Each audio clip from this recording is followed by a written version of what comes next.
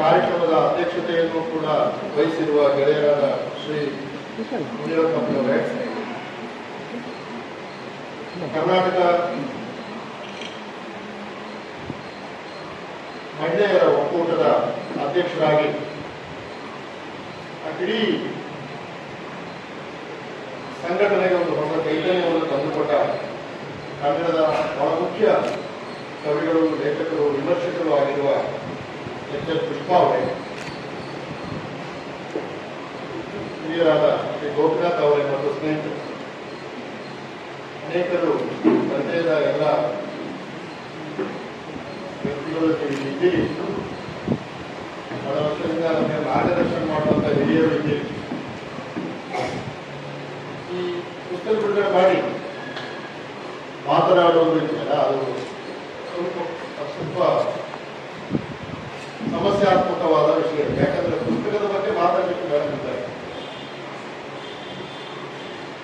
ಅವರ ಬಗ್ಗೆ ಮಾತಾಡ್ತಾರೆ, ಅವರನ್ನ ನೀವು ಕರೆಸಿದ್ದೀರಿ. ಹಾಗಾಗಿ ಪುಸ್ತಕ ಬಿಡುಗಡೆ ಮಾಡಿ ಏನು ಮಾತಾಡೋದು? ಪುಸ್ತಕದ ಬಗ್ಗೆ ಮಾತಾಡಿದ್ರೆ ರಿಪೀಟ್ ಆಗ್ತದೆ, ಬೇರೆ ಮಾತಾಡಿದ್ರೆ ಅಪ್ರಸ್ತುತ ಆಗ್ತದೆ. ಹೀಗಾಗಿ ಈ ಕೆಲಸ ಯಾವಾಗಲೂ ಸ್ವಲ್ಪ ಕಷ್ಟ. ನಮ್ಮ ಹಿರಿಯರು ಮಾರ್ಗದರ್ಶಕರಾದ ಸುದರ್ಶನ್ ಅವರಿದ್ದಾರೆ. ಆದ್ರೂ ಒಂದು ಎರಡು ಮಾತು ಈ ಪುಸ್ತಕದ ಬಗ್ಗೆ ಮಾತನಾಡುವ ಎಸ್ ಎಲ್ ಪುಷ್ಪಾ ಅವರಿಗೆ ತೊಂದರೆ ಆಗದ ಹಾಗೆ ನಾನೆಲ್ಲ ತಯಾರು ಮಾಡ್ಕೊಂಡು ಬಂದು ನೀವೆಲ್ಲ ಹೇಳ್ಬಿಟ್ಟಿದಾರಲ್ಲ ಅಂತ ಮತ್ತೆ ಅವರು ನನಗೆ ಬೈಬಾರ್ದಲ್ಲ ಹೋಗುವಾಗ, ಬೆಂಗಳೂರಿಗೆ ಹೋಗುವಾಗ. ಎರಡು ಮಾತು ಈ ಸಂದರ್ಭದಲ್ಲಿ ಹೇಳ್ತೇನೆ. ಒಂದು, ಕೋಲಾರದಂತ ಕಡೆ ಈ ಕಾರ್ಯಕ್ರಮವನ್ನ 50 ಕಾರ್ಯಕ್ರಮವನ್ನು ನಡೆಸಿದ ಎಲ್ಲ ಸಂಘಟನೆಗಳಿಗೂ ಕೂಡ ನನ್ನ ಹೃತ್ಪೂರ್ವಕವಾದ ಅಭಿನಂದನೆಗಳು. ಇವತ್ತು ಸಾಹಿತ್ಯ, ಸಂಸ್ಕೃತಿಯ ವಿಷಯ, ಭಾಷೆ ಯಾರಿಗೂ ಬೇಡವಾದ ಒಂದು ವಸ್ತುವಾಗಿದೆ. 1990ರ ಅನಂತರದ ಜಾಗತಿಕ ಬೆಳವಣಿಗೆಗಳು ಮತ್ತು ಅದರ ಒಟ್ಟಿಗೆ ಭಾರತದಲ್ಲಿ ಬೆಳೆದಂತಹ ಹಿಂದುತ್ವದ ಬೆಳವಣಿಗೆಗಳು, ಇದು ಎರಡು ಕೂಡ ಭಾಷಾ ಕುರಿತಾದಂತಹ ಚಿಂತನಾ ಕ್ರಮಗಳನ್ನು ಗೌರವಗೊಳಿಸಿದೆ. ಇವತ್ತಿನ ಪ್ರಜಾವಾಣಿಯಲ್ಲಿ 2800 ಸೋರುತ್ತಿರುವ ಸರ್ಕಾರಿ ಶಾಲೆಗಳ ಕೊಠಡಿಗಳ ಬಗ್ಗೆ ವರದಿ ಇದೆ. ಸುಮಾರು 7000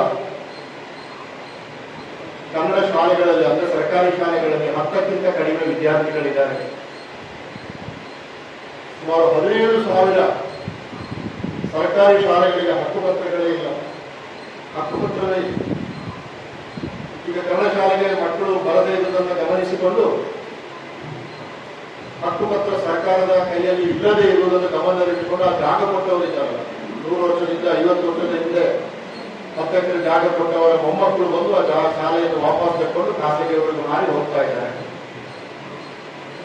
ಇದನ್ನ 50 ವರ್ಷ ನೀವೆಲ್ಲ ಇಂಥ 50 ಕಾರ್ಯಕ್ರಮ, 100-150 ಕಾರ್ಯಕ್ರಮ ಮಾಡಿ ಕನ್ನಡದ ಬಗ್ಗೆ ಒಂದು ಅರಿವು ಹೆಚ್ಚಿಸಿ, ಪ್ರಜ್ಞೆ ಮೂಡಿಸಿ ನಮ್ಮ ಮಕ್ಕಳು ಕನ್ನಡ ಶಾಲೆಗೆ ಹೋಗಬೇಕು ಅಂತ ಒಂದು ಕಾಲಚಕ್ರ ತಿರುಗಿದ್ರೆ ಆವಾಗ ಶಾಲೆಗಳಿಗೆ ಜಾಗವೇ ಇರುವುದಿಲ್ಲ ಅಂತ ಒಂದು ಪರಿಸ್ಥಿತಿಯನ್ನ ನಾವು ನಿರ್ಮಾಣ ಮಾಡಿಕೊಳ್ತಾ ಇದ್ದೇವೆ. ಇಂಥ ಬಿಕ್ಕಟ್ಟಿನ ಸಂದರ್ಭದಲ್ಲಿ ಒಂದು ಸಣ್ಣ ಕೆಲಸ ಮಾಡಿದ್ರು ಕೂಡ ನನ್ನಂತವರಿಗೆ ದೊಡ್ಡ ಕೆಲಸ ಅಂತ ಕಾಣ್ತದೆ. ನಾಗರಾಜ್ ಹೇಳಿದ್ರು 75 ಜನ ಅಂತ, 10 ಜನ ಕುರಿತು ಮಾತಾಡಿದ್ರು ಕೂಡ ದೊಡ್ಡ ಸಂಖ್ಯೆ, ದೊಡ್ಡ ಕೆಲಸ. ಮತ್ತು ಚರಿತ್ರೆಯ ಒಂದು ಅಗತ್ಯವನ್ನ ನೀವು ಅತ್ಯಂತ ಜವಾಬ್ದಾರಿಯಿಂದ ನಿರ್ವಹಿಸುತ್ತಿದ್ದೀರಿ ಅಂತ ಅರ್ಥ. ಕನ್ನಡಿಗರಾದ ನಾವು 2000 ವರ್ಷಗಳ ಇತಿಹಾಸವಿರುವ, ಸುದೀರ್ಘವಾದ ಇತಿಹಾಸವಿರುವ ಒಂದು ಭಾಷೆಯನ್ನು ಬಳಸುವ ನಾವು ಈ ಬಿಕ್ಕಟ್ಟಿನಲ್ಲಿ ಕೆಲಸ ಮಾಡದೆ ಹೋದ್ರೆ ಚರಿತ್ರೆ ನಮ್ಮನ್ನು ಕ್ಷಮಿಸಲ್ಲ.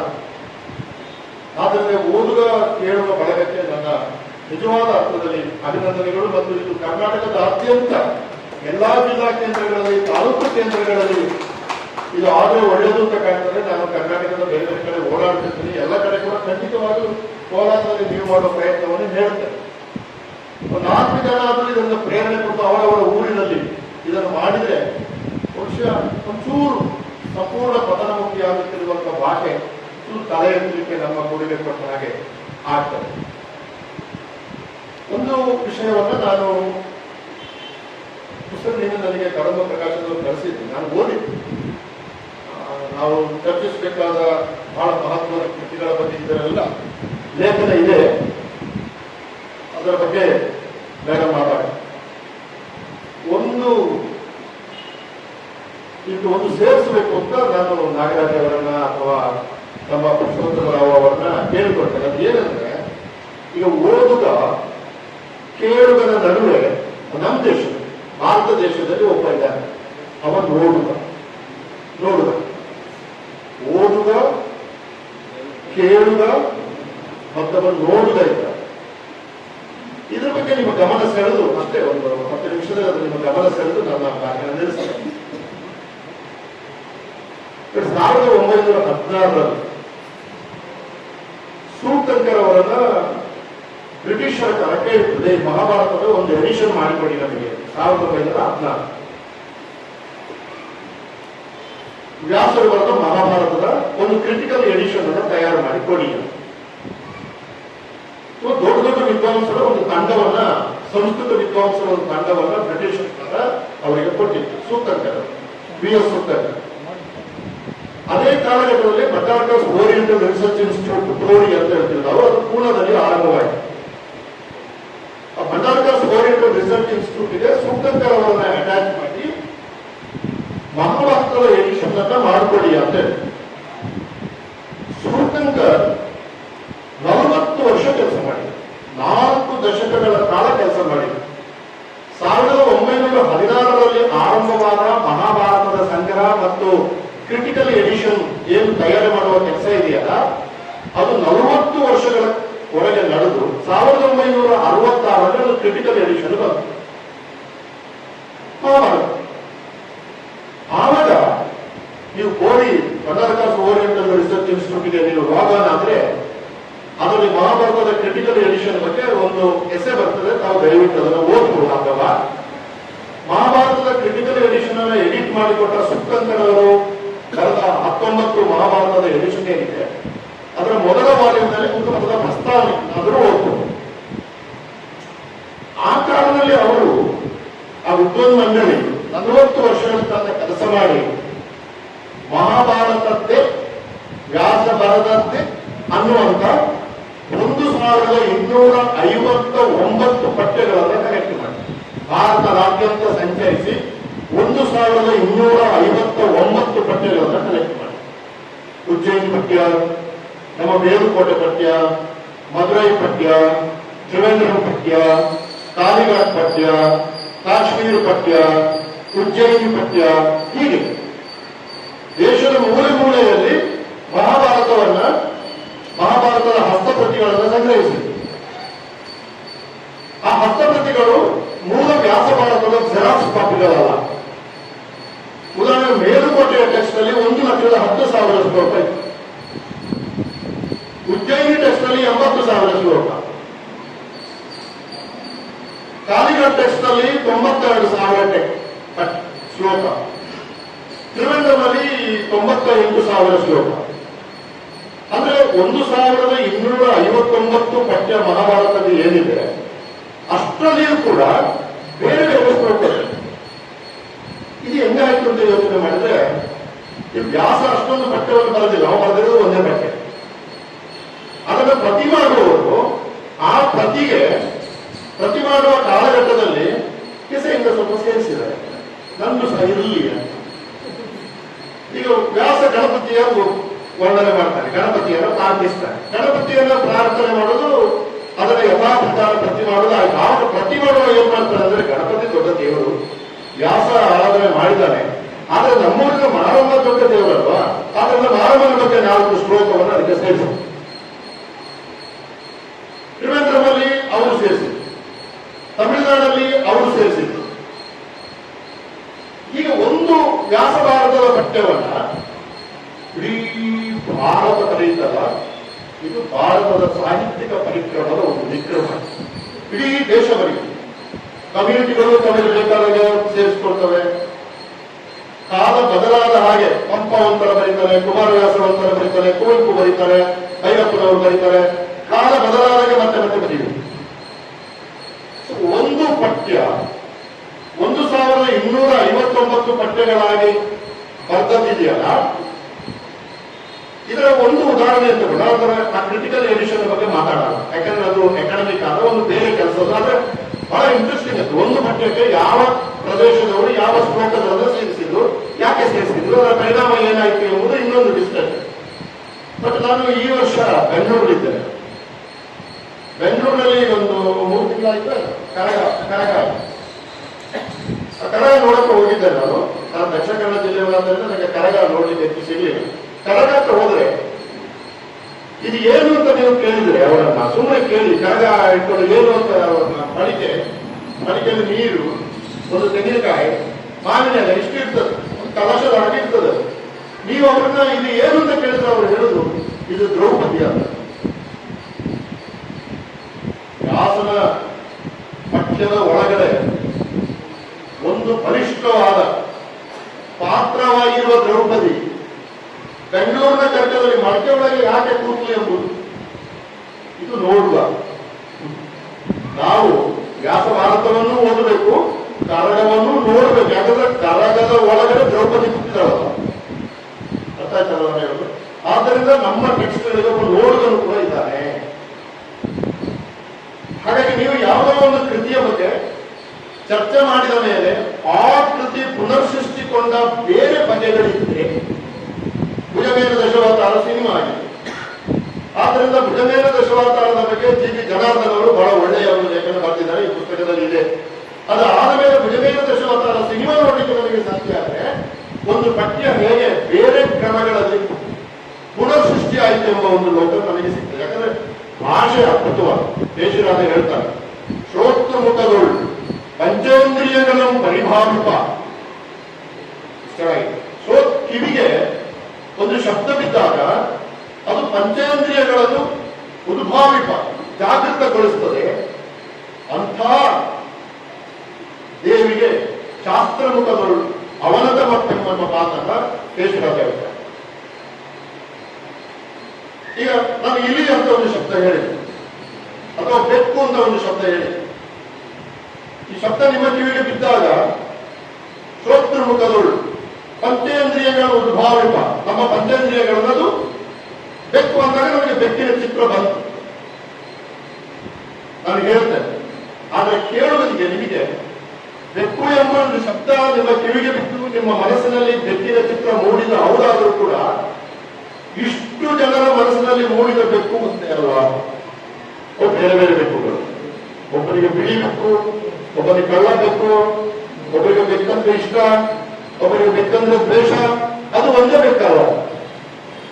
ಭಾಷೆಯ ಪದಗಳು ಒಂದೇ, ಆದ್ರೆ ಅದು ವಿರಚನೆಗೊಂಡಾಗ ನೂರಾರು ಬೆಕ್ಕುಗಳ ಸೃಷ್ಟಿಯಾಗುವಲ್ಲ. ವ್ಯಾಸ ಭಾರತ ಬರೆದ ಒಂದು ಬರ್ಧ 1259 ಪಠ್ಯಗಳಲ್ಲಿ ರಿಕ್ರಿಯೇಟ್ ಆಗುದಂದ್ರೆ ಹಾಗೆ.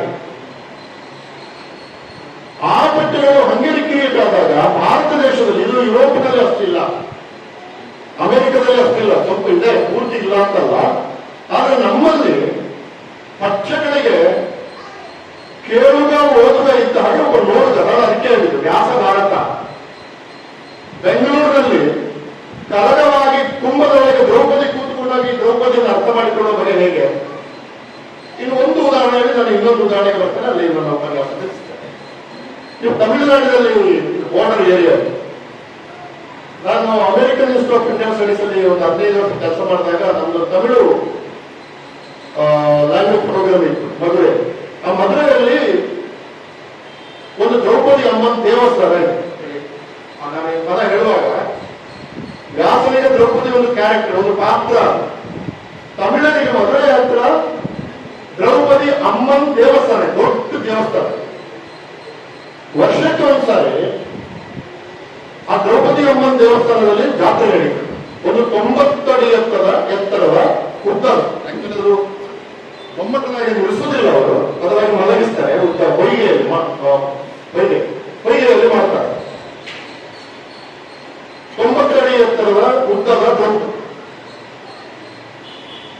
ಆ ದ್ರೌಪದಿಗೆ ಅವಳ ಅಮ್ಮ ಆದ್ದರಿಂದ ಜನ ನಾವೆಲ್ಲ ಊರಮ್ಮಗಳಿಗೆ ಹೇಗೆ ಕೈ ಮುಗಿತೀವೆಯೋ ಹಾಗೆ ದ್ರೌಪದಿಗೆ ಕೈ ಮುಗಿತಾರೆ. ಜನಗಳಿಗೆ, ಕೃಷಿಗೆ, ಕಾಯಿಲೆಗಳಿಗೆ, ಎಲ್ಲಾ ಸಮಸ್ಯೆಗಳಿಗೆ ಜನ ಹೋಗಿ ದ್ರೌಪದಿ ಅಮ್ಮನಿಗೆ ಕೈ ಮುಗಿತಾರೆ. ಹೇಗೆ ಒಂದು ಒಂದು ಪಕ್ಷ ಒಂದು ರಿಚುವಲ್ ಆಗಿ ಕನ್ವರ್ಟ್ ಆಯಿತು, ಒಂದು ರಿಚುವಲ್ ಆಗಿ ಕನ್ವರ್ಟ್ ಆಯಿತು. ನೀವು ನೋಡುಗರಿಗೆ ಬನ್ನಿ, ನೀವು ನಮ್ಮಲ್ಲಿ ಯಕ್ಷಗಾನ, ದೊಡ್ಡಾಟ, ಸಣ್ಣಾಟ, ಕೃಷ್ಣ ಪಾರಿಜಾತ ಇದೆಲ್ಲ ಇದ್ದ ಹಾಗೆ ತಮಿಳುನಾಡಿನಲ್ಲಿ ತೆರುಕೊಟ್ಟು ಇದೆ. ತೆರು ಅಂದ್ರೆ ಬೀದಿ, ಕೊಟ್ಟು ಅಂದ್ರೆ ಆಟ, ಬೀದಿ ಆಟ ತೆರುಕೊಟ್ಟು. ಈ ತೆರುಕೊಟ್ಟಿನಲ್ಲಿ ಬಹಳ ಜನಪ್ರಿಯವಾದಂತಹ ಒಂದು ಪ್ರಸಂಗ ಯಾವುದು ಅಂತಂದ್ರೆ ವಸ್ತ್ರಾಪಹರಣ, ದ್ರೌಪದಿ ವಸ್ತ್ರಾಪಹರಣ, ಡಿಸ್ಪೋರ್ಟಿಂಗ್ ಆಫ್ ದ್ರೌಪದಿ. ಯಕ್ಷಗಾನದಲ್ಲಿ ಕೂಡ ಇದೆ, ದೊಡ್ಡಾಟದಲ್ಲಿ ಕೂಡ ಇತ್ತು, ಈಗ ಬಿಟ್ಟಿದ್ದಾರೆ. ಮೂಡಲಪಾಯದಲ್ಲಿ ಈಗಲೂ ಇತ್ತು, ಕೋಲಾರ ಕಡೆ, ತುಮಕೂರು ಕಡೆ, ಕೋಲಾರ ತುಮಕೂರು ಕಡೆ ಈಗಲೂ ಕೂಡ ಇದೆ. ಈಗ ನೀವು ತೆರುಕೊತ್ತು ನೋಡಿದ್ರೆ ಆ ತೆರುಕೊತ್ತಿನಲ್ಲಿ ಪಾತ್ರ ಮಾಡುವ ಕಲಾವಿದರು ಸಾಯಂಕಾಲ ಪರ್ಫಾರ್ಮೆನ್ಸ್ ಇದ್ರೆ ಬೆಳಗ್ಗೆ ದ್ರೌಪದಿ ಅಮ್ಮನ ದೇವಸ್ಥಾನಕ್ಕೆ ಹೋಗ್ತಾರೆ. ಆ ಕಣ್ಣಾರೆ ಕಂಡಿದೆ. ಹೋಗಿ ದ್ರೌಪದಿಗೆ ಪೂಜೆ ಮಾಡಿ, ನಾವು ಹೇಗೆ ಬೇರೆ ದೇವರಿಗೆ ಪೂಜೆ ಮಾಡ್ತೀವೋ ಹಾಗೆ ದ್ರೌಪದಿಗೆ ಪೂಜೆ ಮಾಡಿ, ಇವತ್ತು ಸಾಯಂಕಾಲ ನಮ್ದು ತಿರುಕೊತ್ತು ಉಂಟು, ನೀನು ನಮಗೆ ನಮ್ಮ ತಿರುಕೊತ್ತು ಒಳ್ಳೇದಾಗುವಾಗ ಆಶೀರ್ವಾದ ಮಾಡಬೇಕು ತಾಯಿ ಅಂತ ಹೇಳಿ ದ್ರೌಪದಿ ಅಮ್ಮನಿಗೆ ಕೈ ಮುಗಿದು ಆರತಿ ಎಲ್ಲ ಮಾಡಿ ಬರ್ತಾರೆ. ಒಂದು ಕಲಾಕೃತಿಯ ಒಳಗಡೆ ಒಂದು ಮಹಾಕಾವ್ಯದ ಕ್ಯಾರೆಕ್ಟರ್ ಹೆಂಗೆ ಟ್ರಾನ್ಸ್ಫರ್ ಆಯ್ತು ನೋಡಿ ತಮಿಳಿಗೆ ಬಂದಾಗ. ಈಗ ಸಾಯಂಕಾಲ ಇದೇ ಸ್ಟೇಜ್ ಮೇಲೆ ದ್ರೌಪದಿ ವಸ್ತ್ರಾಪಹರಣ ಇದೆ, ತಿರುಗು ತಮಿಳಲ್ಲಿ. ಆ ದುಶ್ಯಾಸನ ಇದ್ದಾರಲ್ಲ, ದ್ರೌಪದಿಯ ಸೀರೆ ಎಳೆಯುವ ದುಶ್ಯಾಸನ, ಅವನು ಬೆಳಿಗ್ಗೆ ಹೋಗಿ ದ್ರೌಪದಿಗೆ ಕೈ ಮುಗಿದು ಬಂದಿರ್ತಾನೆ. ಇವತ್ತು ನನ್ನ ದುಶ್ಯಾಸನ ಉಂಟು, ನೀನಾಗ ಆಶೀರ್ವಾದ ಮಾಡಬೇಕು, ಒಳ್ಳೇದು ಮಾಡುವ. ಸ್ಟೇಜ್ ಮೇಲೆ ಒಂದು ಸಾಯಂಕಾಲ 7 ಗಂಟೆಗೆ ಕೌರವ ಹೇಳ್ತಾನೆ, ಎಳೆ ದ್ರೌಪದಿಯ ಸೀರೆ. ದುಶ್ಯಾಸನ ಹೋಗ್ತಾರೆ, ನನ್ನಂತ ಹೋಗಿ ನೋಡಿ ಎದುರು ನಿಂತರೆ ದ್ರೌಪದಿ ನಿಂತಿದ್ದಾರೆ, ಬೆಳಗ್ಗೆ ಕೈ ಮುಗಿದು ಬಂದಿದ್ದೇನೆ, ಅಮ್ಮ ತಾಯಿ ರಕ್ಷಕಿ ಸೀರೆ ಎಳಿಬೇಕು. ನೀವೆಲ್ಲ ತಿಳಿದವರಾದ್ರಿಂದ ನಾನು ಅದರ ಹೆಚ್ಚು ವಿವರಕ್ಕೆ ಹೋಗುದಿಲ್ಲ. ಆದ್ರೆ ಅವ್ರು ಏನ್ ಮಾಡ್ತಾರೆ ಅಂದ್ರೆ ನೀವು ನಂಬಲಿಕ್ಕಿಲ್ಲ, ಅವ್ನು ಹೋಗಿ ದ್ರೌಪದಿಗೆ ಕೈ ಮುಗಿತಾನೆ. ಸ್ಟೇಜ್ ಕೈ ಮುಗಿದು ದ್ರೌಪದಿ ಕಾಲಿಗೆ ಬೀಳ್ತಾನೆ, ಲವಕ್ಕಂದು ಬಿಟ್ಟು ಕಾಲು ಹಿಡ್ಕೊತಾನೆ ದ್ರೌಪದಿ. ಅಮ್ಮ ನೀನು ನನ್ನ ತಾಯಿ, ನಮ್ಮ ಜನಗಳನ್ನು, ಮಕ್ಕಳನ್ನು, ಕುಟುಂಬದವನ್ನು ರಕ್ಷಿಸುವ ಮಹಾಮಾತೆ, ನಿನ್ನ ಮೈ ಮುಟ್ಟಬಾರದು, ನಿನ್ನ ಸೀರೆ ಎಳಿಬಾರದು. ಆದ್ರೆ ನಾನು ಮಾಡ್ತಾ ಇರೋದು ತಿರುಕೊತ್ತು, ಇದು ನನ್ನ ಕರ್ತವ್ಯ.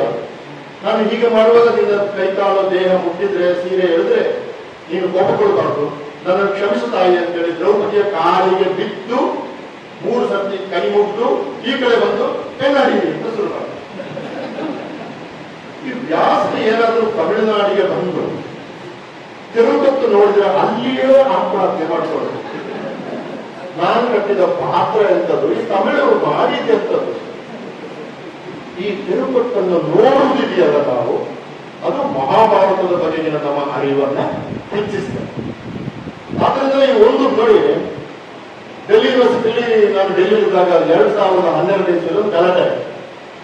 ಏಕೆ ರಾಮಾನುಜನ್ ಅವರು 100 ರಾಮಾಯಣಗಳ ಪುಸ್ತಕವನ್ನು ಪಠ್ಯ ಮಾಡಿದ್ರು. ಆದ್ರೆ ಅಖಿಲ ಭಾರತೀಯ ವಿದ್ಯಾರ್ಥಿ ಪರಿಷತ್ತಿನ ಹುಡುಗರು ಅದನ್ನ ಗಲಾಟೆ ಮಾಡಿ ಆ ಪಠ್ಯವನ್ನು ತೆಗೆದ್ರು. ಯಾಕಂದ್ರೆ ಭಾರತದಲ್ಲಿರುವುದು ಒಂದೇ ರಾಮಾಯಣದ ವಾಲ್ಮೀಕಿ ರಾಮಾಯಣ, 100 ರಾಮಾಯಣ ಅಂತ ಇವರು ಏನು ಬರ್ತಿದ್ದಿದ್ರೆ ತಪ್ಪು, ಆದ್ದರಿಂದ ಅದು ನಮ್ಮ ಮಕ್ಕಳು ಓದಬಾರದು, ಅದು ಪಠ್ಯ ಅಲ್ಲ. ಎಷ್ಟು ಗಲಾಟೆ ಆಯಿತು ಅಂತಂದ್ರೆ ಮತ್ತೆ ಆ ಪಠ್ಯವನ್ನು ತೆಗೆಯಲಾಯಿತು. ಇದು ವರ್ತಮಾನದ ರಾಜಕೀಯ. ವರ್ತಮಾನದ ರಾಜಕೀಯ ನಮ್ಮ ಪಠ್ಯಗಳ ಮೇಲೆ ಮಾಡುವ ಆಕ್ರಮಣ.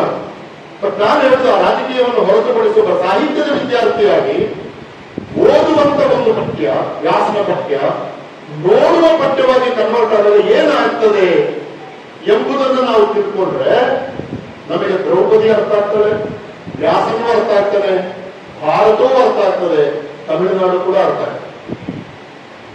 ಇಲ್ಲದಿದ್ರೆ ನಾವು ಒಂದೇ ಪಠ್ಯ ಇದೆ ಅದನ್ನು ಮುಟ್ಟಬಾರದು ಅಂತ ಪಾವಿತ್ರ್ಯಗೊಳಿಸಿ ಅದನ್ನ ಇಟ್ಟರೆ ನಮಗೆ ಯಾವುದು ಅರ್ಥ ಆಗುದಿಲ್ಲ. ಪಠ್ಯಗಳು ಸತ್ತು ಹೋಗ್ತದೆ, ಡೆಡ್ ಪಠ್ಯಗಳು, ಡೆಡ್ಲಿ ಪಠ್ಯ, ಡೆಡ್ ಪಠ್ಯಗಳು.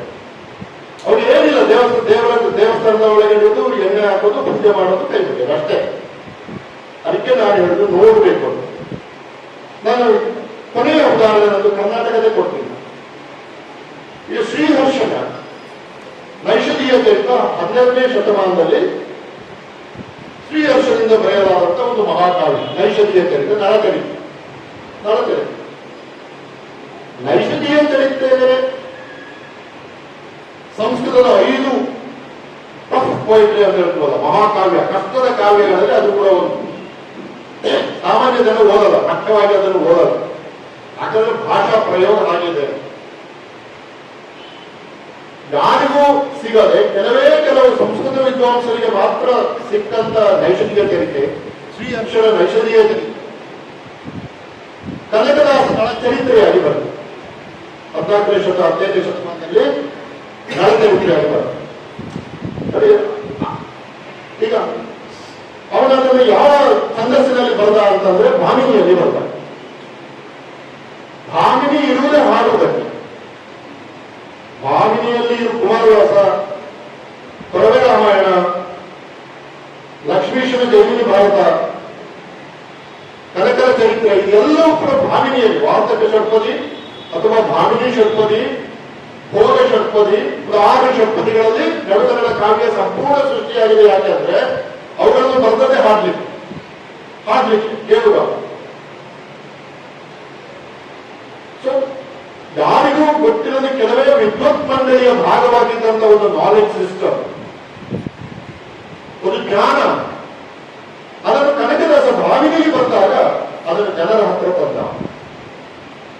ಈಗ ನನಗೇ ಗೊತ್ತಿದೆ, ನಾನು 60ರ ದಶಕದಲ್ಲಿ ಶಾಲೆಗೆ ಹೋಗ್ತಾ ಇದ್ದಾಗ ಕುಕ್ಕೆ ಸುಬ್ರಹ್ಮಣ್ಯದ ಹತ್ತಿರದ ನನ್ನ ಊರು ಪಂಜ, ಸುಳ್ಯ, ಪುತ್ತೂರು, ಗುತ್ತಿಗಾಡು, ಸಣ್ಣ ಊರುಗಳು. ಆ ಸಣ್ಣ ಊರುಗಳಲ್ಲಿ ಗಮಕ ನಡೀತಾ ಇದೆ. ಆ ಗಮಕದಲ್ಲಿ ಕನಕದಾಸನ ನಳಚರಿತ್ರೆ ಕಥೆಯನ್ನು ಕೇಳಿದ್ದೀವಿ. ನೈಷಧೀಯ ಚರಿತ್ರೆ ಸಿಗಲಿಲ್ಲ, ಕೇಳಲಿಕ್ಕೆ ಇಂದಿಗೂ ಸಿಗ್ತಾ ಇಲ್ಲ.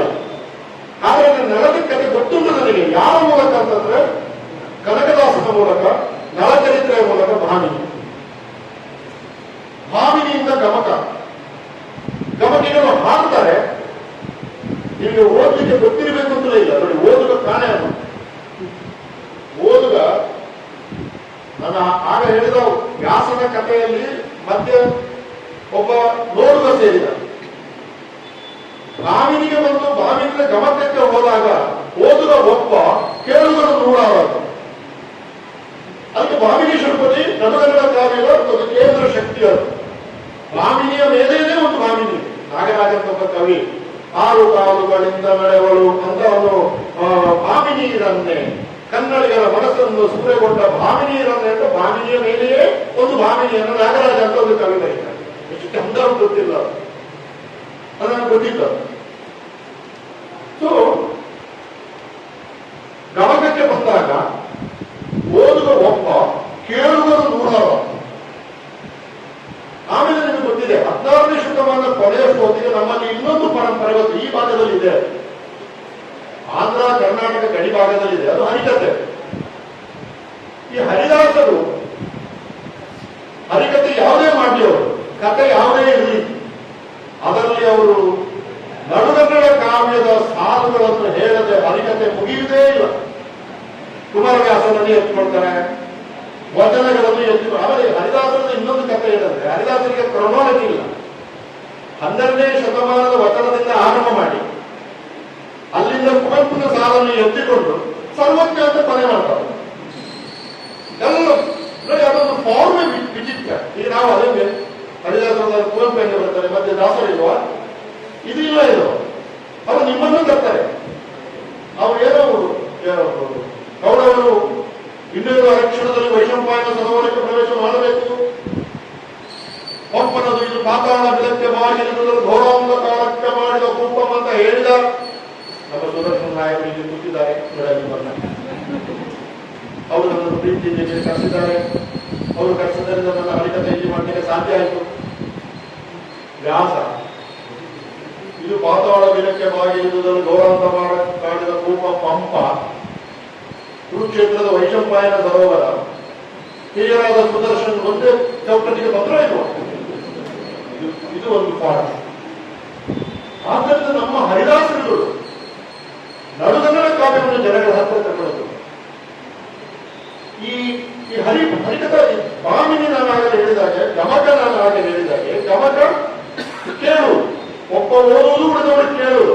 ಹರಿಕಥೆಯಲ್ಲಿ ಕೇಳುವುದು ಇದೆ, ನೋಡುವುದು ಕೂಡ ಇದೆ.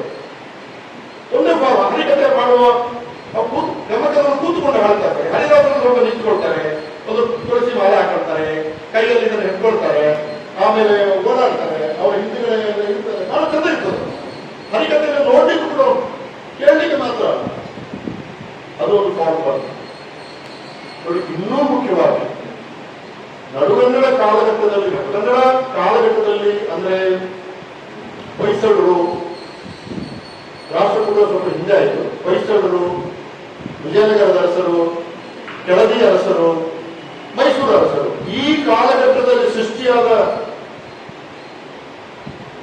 ದೇವಸ್ಥಾನಗಳನ್ನು ನೋಡಿದ್ರೆ ಆ ದೇವಸ್ಥಾನಗಳ ಗೋಡೆಗಳಲ್ಲಿ ಕನ್ನಡ ಕಾವ್ಯದಲ್ಲಿ ಕವಿಗಳು ವರ್ಣಿಸಿದ ಮುಖ್ಯ ಘಟನೆಗಳ ಶಿಲ್ಪಗಳು ಕೂಡ ಇದೆ.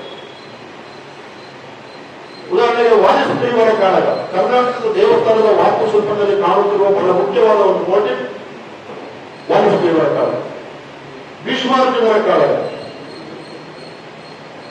ಆನೆ ಯುದ್ಧ, ಕುದುರೆ ಯುದ್ಧ, ಕುಮಾರವ್ಯಾಸ ಮೊದಲಾದಂತಹ ಕಾವ್ಯಗಳಲ್ಲಿ ಬರುವ, ಅಂದ್ರೆ ಕನ್ನಡ ಕಾವ್ಯದ ಘಟನೆಗಳು ದೇವಸ್ಥಾನದ ಗೋಡೆಗಳಲ್ಲಿ ಶಿಲ್ಪಗಳಾದಾಗ ಅದು ನೋಡುವ ಚಿತ್ರಗಳ ಪೇಂಟಿಂಗ್ಗಳು ಕೂಡ ಬಂದಿದೆ.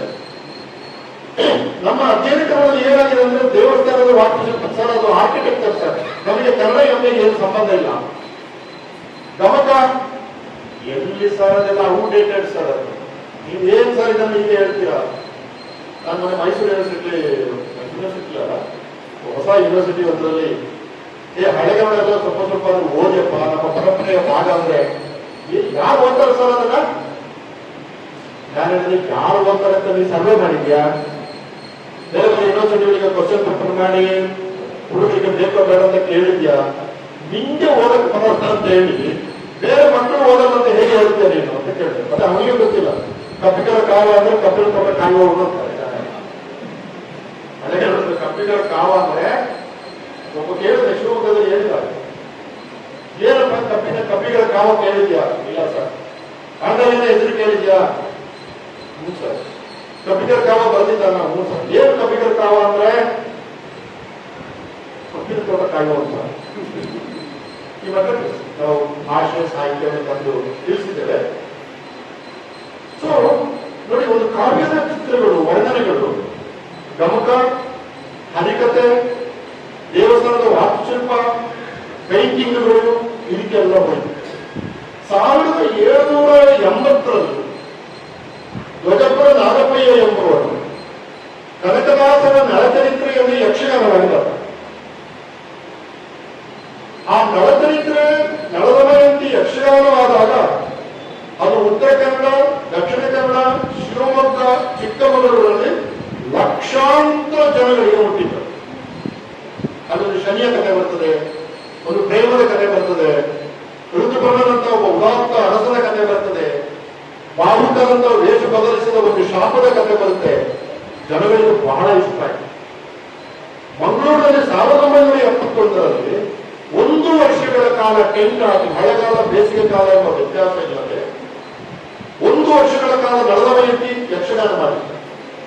ಬಹಳ ಹಿರಿಯರಾದ ಮತ್ತೆ ರಾಮದಾಸ್ ಸ್ವಾಮಿಗಳು, ಶಂಕರನಾರಾಯಣ ಸ್ವಾಮಿಗಳು, ಈಗಲಿದ್ದಾರೆ ಕೋಳಿ ರಾಮಚಂದ್ರಾಯರು, ಅವರೆಲ್ಲ ವೇಷ ಮಾಡ್ತಾ ಇದ್ದಾರೆ. ಈ ಚಲನೆ ನೋಡಿ, ಒಂದು ಓದುವ ಪಠ್ಯವಾಗಿ, ಕಠಿಣ ಪಠ್ಯವಾಗಿ ಸಂಸ್ಕೃತದಲ್ಲಿ ತಯಾರಾದ ಒಂದು ಪಠ್ಯ 14ನೇ ಶತಮಾನಕ್ಕೆ ಕನ್ನಡಕ್ಕೆ ಬಂದು ನಳಚರಿತ್ರೆಯಾಗಿ, ಗಮಕಕ್ಕೆ ಹೋಗಿ, ಹರಿಕತೆಗೆ ಹೋಗಿ, ದೇವಸ್ಥಾನದ ವಾಸ್ತುಶಿಲ್ಪಗಳಾಗಿ, ಧ್ವಜಪುರ ನಾಗಪ್ಪಯ್ಯನ ಕೈಯಲ್ಲಿ ಯಕ್ಷಗಾನ ಪ್ರಸಂಗವಾಗಿ ಪಂದ್ಯದಲ್ಲಿ ಆಡಿದಾಗ ಆ ಬಟ್ಟವಲೆಯಲ್ಲಿ ಹುಟ್ಟಿದ ಚಿಕ್ಕ ಹುಡುಗನಾದ ನಾನು ಕುಳಿತು ನೋಡಿ ತಿಳ್ಕೊಳ್ಳೋದಿದೆಯಲ್ಲ, ಇದು ಭಾರತ. ಇದು ಭಾರತ. ಇಲ್ಲಿ ಚಲನೆ ಇದೆ, ಎಲ್ಲಿಂದ ಎಲ್ಲಿಗೆ ಚಲನೆ ಇದೆ. ನಾವು ನಿರೀಕ್ಷಿಸಿದ್ದಕ್ಕಿಂತ ಹೆಚ್ಚಿನ ಹೇಳಿದ್ರೆ ಸರ್, ರಾಜಸ್ಥಾನದಲ್ಲಿ ದೋಲಮಾರು ಅಂತ ಒಂದು ಧರ್ಮದ ಕಾವಡಿ ಇದೆ. ದೋಲಮಾರು, ಆ ದೋಲ ಯಾರು ಅಂದ್ರೆ ನಳನ ಮಗ. ನೋಡಿ, ನಮ್ಮಲ್ಲಿ ನಳ ದಮಯಂತಿಯನ್ನು ಕಳ್ಕೊಂಡು ದಮಯಂತಿಯನ್ನು ಮದುವೆ ಆದಲ್ಲಿಗೆ ಕತೆ ಮುಗೀತದೆ. ನಮ್ಮಲ್ಲಿ ಸುಮಾರಾಗಿ ಅವರು ಮದುವೆ ಆದರು ಎಂಬಲ್ಲಿಗೆ ಕತೆ ನಮ್ಮದು ಮುಗೀತದೆ. ಅವರು ಸುಖವಾಗಿದ್ದರು ಅಂತ ಒಂದು ಕ್ಷಣ ಕಳೆದು ಬಿಡ್ತಾರೆ ಕವಿ. ಆದ್ರೆ ಬದುಕು ಸುರಾಗದೆ ಮದುವೆ ಆದ ಮೇಲೆ ಎಂಬುದನ್ನು ನಮ್ಮ ಕವಿಗಳು ಸೀರಿಯಸ್ ಆಗಿ ತಗೊಂಡೇ ಇಲ್ಲ. ಅವರು ಮದುವೆಯಾಗಿ ಸುಖವಾಗಿದ್ರು ಅಂತ. ಆದ್ರೆ ದೋಲಮಾರು ನಳನ ಕಥೆ, ವಿಷದ ರಾಜ ನಳ ಮದುವೆ ದ್ರೌಪದಿ ದಮಯಂತಿ ಮದುವೆಗೆ ಬಂದ ಮೇಲೆ ಅವನಿಗೆ ಒಬ್ಬ ಮಗು, ಅವನ ಹೆಸರು ದೋಲ. ಅವ ಮಾರು ಅಂತ ಒಂದು ಹುಡುಗಿಯನ್ನು ಎಳವೆಯನ್ನು ಪ್ರೀತಿಸ್ತಾನೆ. ಆಮೇಲೆ ಮಾರು ಎಲ್ಲೋ ತಪ್ಪಿಸ್ಕೊಂಡು ಹೋಗ್ತಾಳೆ. ಇವ ಅರಸ ಕುಮಾರ ಬೇರೆ ಹುಡುಗಿಯನ್ನು ಮದುವೆ ಆಗ್ತಾನೆ. ಬೇರೆ ಹುಡುಗಿಯನ್ನು ಮದುವೆ ಆದ ಮೇಲೆ ಅವನಿಗೆ ಮಾರುವುದು ನೆನಪು ಬರ್ತದೆ. ಮಾರು ಬಾ ಅಂತ ಅವನು ಕಳಿಸ್ತಾನೆ. ಅವಳು ರಾಜಸ್ಥಾನದ ಮರುಭೂಮಿಯಲ್ಲಿ ನಡ್ಕೊಂಡು ಬಂದಾಗ ಮರುಭೂಮಿಯ ಹಾವು, ವಿಷದ ಹಾವು ಕಳೆದವಳು ಸತ್ತೋಗ್ತಾಳೆ. ನಳನ ಮಕ್ಕಳ ಕಥೆ, ನಳ ದಮಯಂತಿಯ ಕಥೆ, ನಳ ಚರಿತ್ರೆಯಾದ ಕಥೆ, ನಳ ಹೆಸರೇ ಇಲ್ಲದ ನೈಷಧೀಯ ಚರಿತ್ರೆಯಾಗುವ ಕಥೆ. ಈ ಚಲನೆ ಇದೆಯಲ್ಲ, ಕಾವ್ಯದ ಚಲನೆ, ಇದರಲ್ಲಿ ಓದುವರಿದ್ದಾರೆ, ಕೇಳುವರಿದ್ದಾರೆ, ನೋಡುವರಿದ್ದಾರೆ, ಕುಡಿಯುವವರು ಕೂಡ ಇದ್ದಾರೆ. ಕುಡಿಯುವವರು ಕೂಡ ಇದ್ದಾರೆ. ನಾನು ದಕ್ಷಿಣ ಕನ್ನಡದಲ್ಲಿ ಕೃಷ್ಣನ ವೇಷ ಹಾಕಿದ್ರೆ ಕುಡಿಯಬೇಕಾದ್ರೆ ಕುಮಾರವ್ಯಾಸನ ಪದ್ಯವೇ ದೇವಬಂಧನ ನೆಲೆಗಳ ಕಾಮಬಂಧನ ದೈತ್ಯ ಕುಲವನ ದಾಮಬಂಧನ ಭಾಗವತ ಜನ ರೋರುಗಳು ಬಂದ ಅಂತ ಭಾಗವತರ ಹಾಡುವಾಗ ನಾನು ಕೃಷ್ಣನ ವೇಷ ಹಾಕಿದ್ರೆ ಕುಡಿಯಬೇಕು. ಹೀಗೆ ಕಾವ್ಯದ ಸಾಹಿತ್ಯದ ಓಟ ನಮ್ಮಲ್ಲಿ ತುಂಬಾ ವಿಸ್ತಾರವಾಗಿದೆ. ನಾವು ಕಾರಣಾಂತರಗಳಿಂದ ಅದನ್ನು ಲಿಮಿಟಿಗೆ ಒಳಪಡಿಸಿದ್ದೇವೆ. ಬಹುಶಃ ಈಗ ಅದನ್ನು ಬಿಚ್ಚಿಕೊಂಡು ನಾವು ಹೆಚ್ಚು ಹೆಚ್ಚು ವಿಸ್ತಾರವಾಗಬೇಕಾದಂತ ಒಂದು ಅವಶ್ಯಕತೆ ಇದೆ. ಆದ್ದರಿಂದ ನಾವು ಈ ಕೆಲಸಗಳನ್ನು ಮಾಡುವುದರ ಜೊತೆಗೆ ನಮ್ಮ ಸುತ್ತಮುತ್ತಲಿರುವ ಪರ್ಫಾರ್ಮೆನ್ಸ್ಗಳು, ನಮ್ಮ ಸುತ್ತಮುತ್ತಲಿರುವ ದೇವಸ್ಥಾನಗಳಲ್ಲಿರುವ ಚಿತ್ರಗಳು, ನಮ್ಮ ಸುತ್ತಮುತ್ತಲಿನಲ್ಲಿ ಸೃಷ್ಟಿಯಾಗುತ್ತಿರುವಂತಹ ಪೇಂಟಿಂಗ್ಗಳು, ಅಲ್ಲಿಯೋ ಇಲ್ಲಿಯೋ ಕೇಳುತ್ತಿರುವ ತಮಕಗಳು, ಈ ಕಡೆ ಜನಪ್ರಿಯವಾಗುತ್ತಿರುವಂತಹ ಹರಿಕಥೆಗಳು, ಇದು ಎಲ್ಲವನ್ನೂ ಕೂಡ ನಮ್ಮ ತಿಳುವಳಿಕೆಯ ಚೌಕಟ್ಟಿನೊಳಗಡೆ ತಂದು, ನಾಗರಾಜ್ ಸರ್ ಹೇಳಿದ ಹಾಗೆ 70 ಜನ ತುಂಬಾ ಜನ 10 ಜನ ಇದ್ರೂ ಸಾಕು, ನಾವು ಈ ಕೆಲಸಗಳನ್ನು ಮಾಡಬೇಕಾಗ್ತದೆ. ಹಾಗೆ ಮಾಡಿದರೆ ನಮ್ಮ ಅರಿವಿನ ವಲಯಗಳು ವಿಸ್ತಾರವಾಗ್ತವೆ. ಹಾಗೆ ಆಗಲಿ ಅಂತ ಆಶಿಸಿ ಇನ್ನೊಮ್ಮೆ ಇಷ್ಟು ಮಹತ್ವದ ಕೆಲಸವನ್ನು ಮಾಡಿದ ನಿಮಗೆಲ್ಲರೂ ಕೂಡ ಅಭಿನಂದಿಸಿ, ನಮ್ಮ ಅರಿವಿನ ವಲಯಗಳು ಸದಾ ವಿಸ್ತಾರಗೊಳ್ಳುತ್ತಲೇ ಇರಲಿ. ಅದು ಎಲ್ಲಿಯೂ ಕೂಡ ಸ್ಥಿರವಾಗುವುದು ಬೇಡ. ಕಚ್ಚೆಗಳು ಎಂದೂ ಸ್ಥಿರವಲ್ಲ. ರನ್ನ ಗದಾಯುದ್ಧ ಬಂದರೆ ಅದೇ ಗದಾಯುದ್ಧವನ್ನು ಭಾಮಿನಿಯಲ್ಲಿ ಕುಮಾರವ್ಯಾಸ ಬರೀತಾರೆ, ಅದೇ ಗದಾಯುದ್ಧವನ್ನು ಗಮನಿಕರು ಹಾಡುತ್ತಾರೆ, ಅದೇ ಗದಾಯುದ್ಧವನ್ನು ಹರಿದಾಸರು ಮಾಡ್ತಾರೆ, ಅದೇ ಗದಾಯುದ್ಧದ ಚಿತ್ರಗಳು ಹಂಪಿಯ ವಾಸ್ತುಶಿಲ್ಪದಲ್ಲಿ ಸಿಗ್ತದೆ.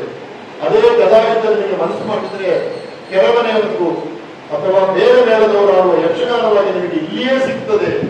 ಹೀಗೆ ನಮ್ಮ ಚರಿತ್ರೆ ಬಹಳ ವಿಸ್ತಾರವಾಗಿದೆ. ಆದರೆ ಕಾರಣಾಂತರಗಳಿಂದ ಇವತ್ತು ಚರಿತ್ರೆಯ ಮಲ್ಟಿಪಲ್ ಎಕ್ಸಿಸ್ಟೆನ್ಸ್ ಅಂತ ಹೇಳ್ತೀವಲ್ಲ, ಅದಕ್ಕೆ ದೊಡ್ಡ ಹೊಡೆತ ಬರ್ತಾ ಇದೆ. ಒಂದು ಏಕೀಕೃತವಾದಂತ ಏಕರೂಪವಾದಂತಹ ಒಂದು ಚಿತ್ರಣ ಕ್ರಮ ನಮ್ಮಲ್ಲಿ ಹೆಚ್ಚು ಬೆಳೀತಾ ಇದ್ದಾಗ ಇದನ್ನ ಅಲ್ಲಗಳೆದು ನಿಜವಾದ ಭಾರತೀಯ ಸಂಸ್ಕೃತಿಯ ಸೂಕ್ಷ್ಮಗಳನ್ನು ತಿಳಿಸಿ ಹೇಳುವುದಕ್ಕೆ ನಾವು ಈ ಕ್ಷೇತ್ರದಲ್ಲಿ ಕೆಲಸ ಮಾಡಬೇಕಾಗ್ತದೆ ಎಂಬ ಮಾತನ್ನು ಹೇಳಿ, ಜಾಸ್ತಿ ಮಾತಾಡಿದ್ದೇನೆ, ದಯವಿಟ್ಟು ಕ್ಷಮಿಸಿ ಅಂತ ಹೇಳಿ ನನ್ನ ಮಾತನ್ನು ಮುಗಿಸ್ತೇನೆ. ನಮಸ್ಕಾರ.